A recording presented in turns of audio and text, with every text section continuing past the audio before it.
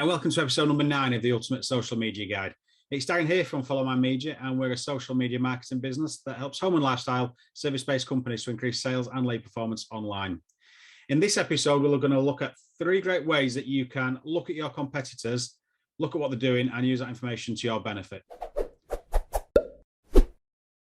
So it sounds harsh, doesn't it, spying on your competitors? And some of you may be thinking, am I really going to tell you of ways to spy on your competitors and have a look at what they're doing? So yes is a simple answer, and it's nothing underhand or illegal. This episode is very Facebook based. So if you're not currently on Facebook or interested in using Facebook for your business, you may as well just switch this episode off, go make yourself a brew or grab a beer, depending on what time of the day it is. So first things first, what I want you to do is, I'm hoping that you can name at least 5 and between 5 and 10 of your competitors that are 1 on Facebook, so they have a Facebook page, and 2 online, so that they have a website. So those are the 2 prerequisites we're looking at.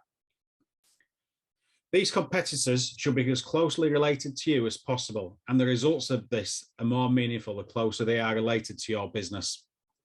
So if you're a commercial electrician in Manchester specialising in refits, then try and find the same. If you have to settle for a commercial electrician in Liverpool who specialises in refits, and that's good enough. The fewer steps of separation you have from your own business to the ones that you've identified and listed, the better. Now, for each business, what I want you to do is this. Make a note of the Facebook page name and the website address, and this will make the next steps a lot easier. So the first way that you can make a comparison between your business and your competitors is to go on your own Facebook page, and on the left-hand side under Manage Page section, there is an Insights option. If you click on there, in the main window, you're just going to scroll down until you find the Pages to Watch section, and here you're going to be able to click on the Add Pages option, identify your competitors' pages. So you're just going to list your competitors' pages within that section.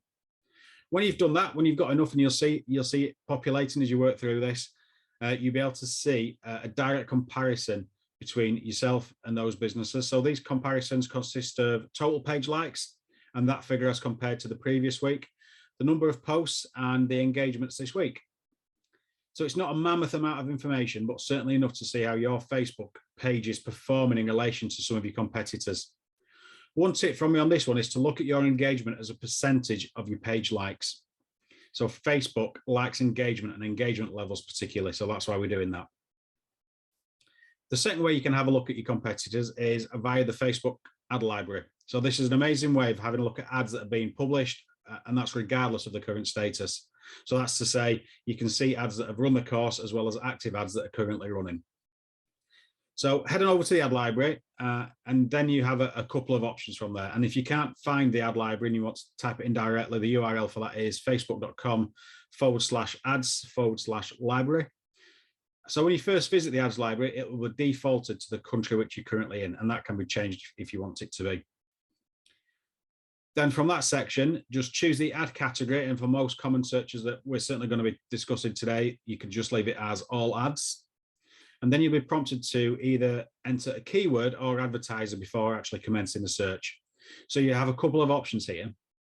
Firstly, as this episode is more about looking at what your competitors are doing, you can just enter their Facebook page name and see what, if any, ads pop up. Secondly, which I won't go into too much detail, is you can search for any keyword. So working on the same example we've touched on before, you can simply type in commercial electrician.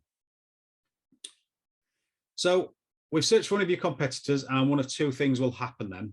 Either nothing comes up at all, which either suggests that they haven't thought about running ads, or they have assessed the feasibility and the decision makers decided it's not for them. Or the other option is you have some ads displayed in front of you.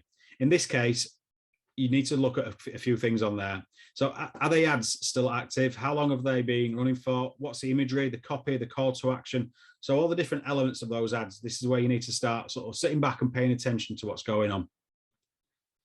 So these are all the things that you can have a look at. So a key takeaway from this section is, if one of your competitors has had an ad running for quite some time, not just a week or so, then they're obviously happy with the results. And it's a fair assumption that the ad is doing well with a positive ROI, or return on investment, or ROAS, return on ad spend. This information obviously helps when looking at your own ads and trying to decide how you can attack the beast that is the ads manager. So lastly, and by no means least, the third option is very much linked to the Facebook ads that we've just been discussing. This refers straight back to that dreaded term that is the Facebook pixel. Some people seem to have a block against, but they really are simple to set up, and feel free to backtrack through some of my episodes to learn a bit more about those. So how do you know if your competitors are using a Facebook pixel to track website visitors and conversion events? If they are, surely that's a good indicator that it's something you should be doing, right? So for this tip, you'll need Google Chrome installed as a web browser. And all we need to do is download an extension called Facebook Pixel Helper into Chrome. So Facebook Pixel Helper is an amazing little tool, and it'll tell you straight away if a page you are visiting, A, has a Facebook pixel installed and working, and B, how many events have been identified. To install this extension, if you're not sure, just do a quick Google search for it and follow the instructions. It's dead easy and quick to install. Once installed, it will sit on top on your top toolbar and looks like a / in between two angle brackets. From there, just head on over to the website you want to have a look at, so one of your competitors.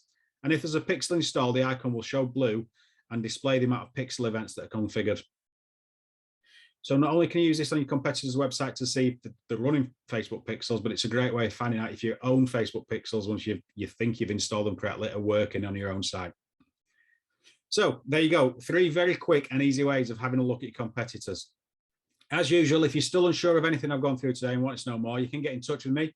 You can book in for a one-to-one with myself. That link is on my website at www.followmymedia.co.uk. That's completely free to book in with myself, and it's just there to help you grow your business online. That same link can be used if you're looking at potentially outsourcing any of your social media marketing or specific aspects of it.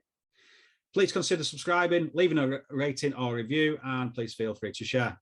I'll see you all in the next episode. Take care, and I'll see you next time.